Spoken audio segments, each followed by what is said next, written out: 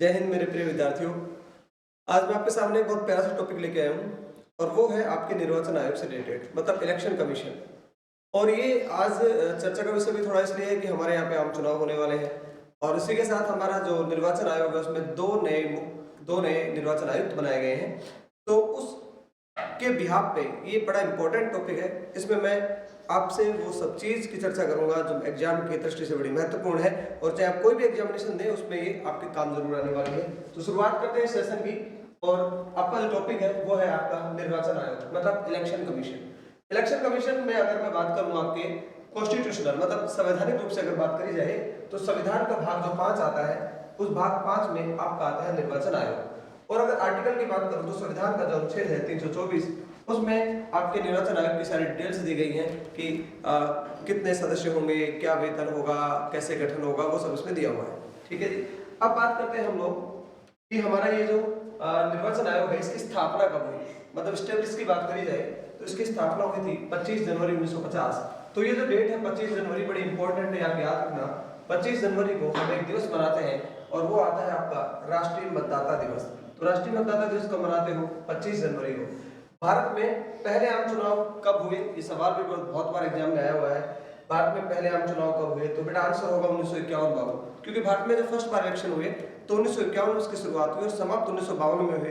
पर कई बार एग्जामिनेशन में क्या होता है, ऑप्शन में दे दिया जाता है कि भारत में आम चुनाव कब हुए और ऑप्शन में दिया जाता है 52, 53, 55, 56। तो ऐसी कंडीशन में आपका आंसर होगा 1952। और यदि ऑप्शन में 1951 भी दिया हो, 52 भी दिया हो तो फिर उस कंडीशन में आपका आंसर होगा 1951। तो बात कर रहे थे हमारे इस निर्वाचन आयोग के और बात कर लेते हैं इसके ब्रांड एम्बेसडर की। ब्रांड एम्बेसडर, इसका जो ब्रांड एम्बेसडर है वो अभी वर्तमान में कौन है? तो वर्तमान में हमारे सचिन तेंदुलकर। सचिन तेंदुलकर जी के बारे में आप जानते हो, जो हमारे क्रिकेटर रहे हैं। सचिन तेंदुलकर जी वर्तमान में हमारे निर्वाचन आयोग के ब्रांड एम्बेसडर हैं। ये आपका थोड़ा सा करंट से मैंने यहाँ पे जोड़ा है।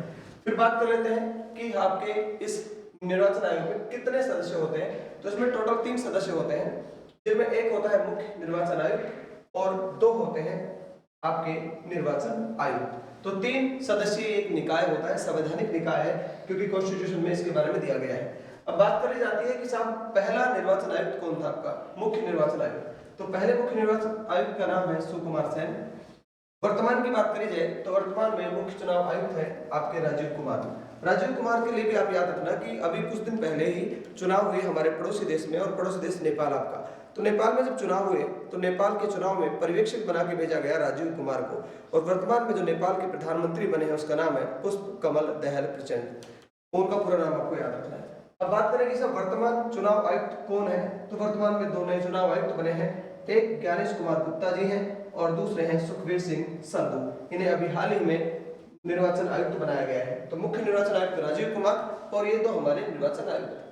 अब बात ये कर ली जाती है कि जो निर्वाचन आयुक्त 2 नए बने हैं इनसे थोड़े से सवाल बन ही जाते हैं करंट जीके में।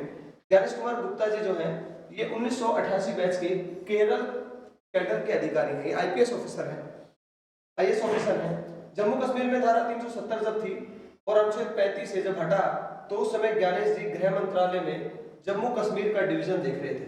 अब जब भी ये पूछ लिया जाए कि धारा 370 या आर्टिकल 35 से कब हटाया गया तो उसकी डेट आपको याद रखनी है और डेट है उसकी 5 अगस्त 2019 की डेट है। फिर बात करते हैं कि साहब श्री राम जन्मभूमि के बारे में आप जानते हो। अभी हमारे यहाँ राम मंदिर का उद्घाटन हुआ कितनी तारीख को? सभी को पता है, बताओ कितनी तारीख को? याद आ रहा है कुछ? 22 जनवरी 2024 को हमारे यहाँ पे राम मंदिर का उद्घाटन हुआ। ठीक है। अच्छा, राम जन्मभूमि जो तीर्थ क्षेत्र जो ट्रस्ट है उसकी स्थापना में इन्होंने 11 जी योगदान दिया है। अगले हमारे सुखवीर सिंह संधू, ये भी 1988 के बैच के पंजाब कैडर के आईएएस अधिकारी हैं।